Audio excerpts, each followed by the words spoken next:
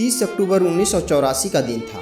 इंदिरा गांधी उड़ीसा के भुवनेश्वर में रैली कर रही थी। तभी इंदिरा गांधी अपनी पहले से तय स्पीच से इतर कहने लगी, मैं आज यहाँ हूँ, कल शायद यहाँ न रहूँ।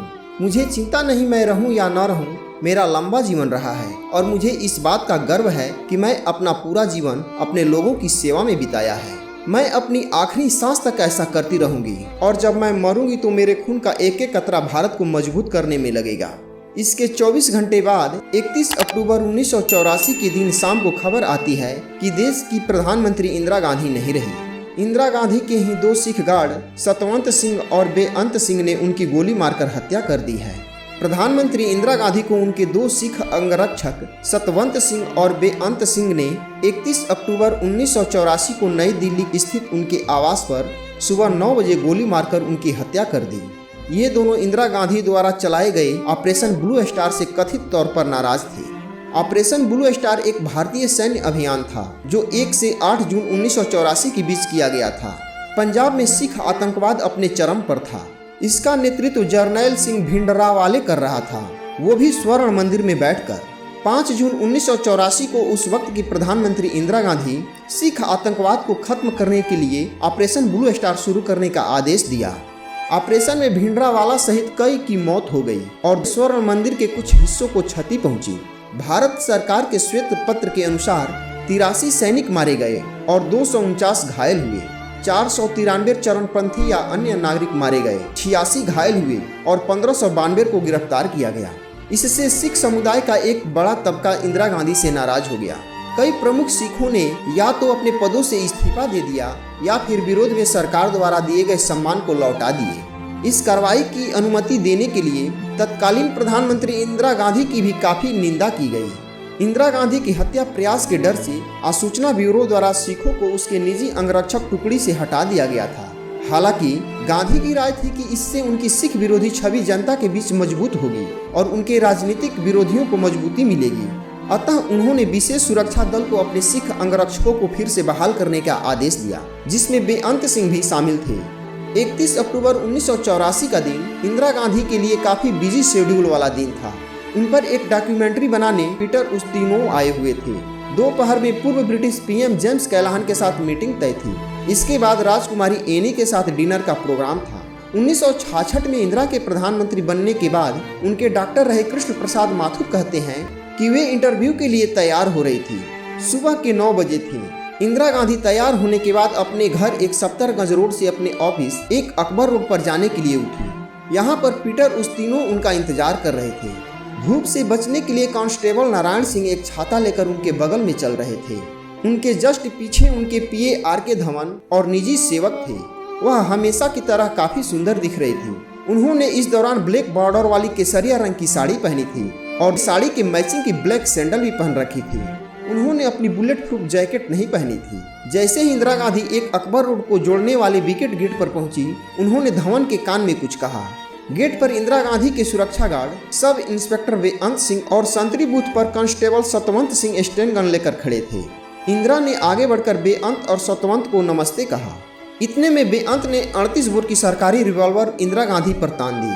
तभी इंदिरा बोली, तुम क्या कर रहे हो? सेकेंडों की खामोशी के बीच बेअंत सिंह फायर कर दिया। गोली इंदिरा के पेट में लगी। इसके बाद बेअंत 4 और गोलियां इंदिरा गांधी पर चलाई। दूसरी तरफ एक और सिख गार्ड 22 साल का सतवंत सिंह अपनी स्टेन गन लेकर खड़ा था। सतवंत यह सब देखकर घबरा गया। तभी बेअंत चिल्लाया, गोली मारो। यह सुनते ही सतवंत ने तुरंत अपनी ऑटोमेटिक कार्बाइन की सभी 25 गोलियां इंदिरा गांधी के सीने में उतार दिया।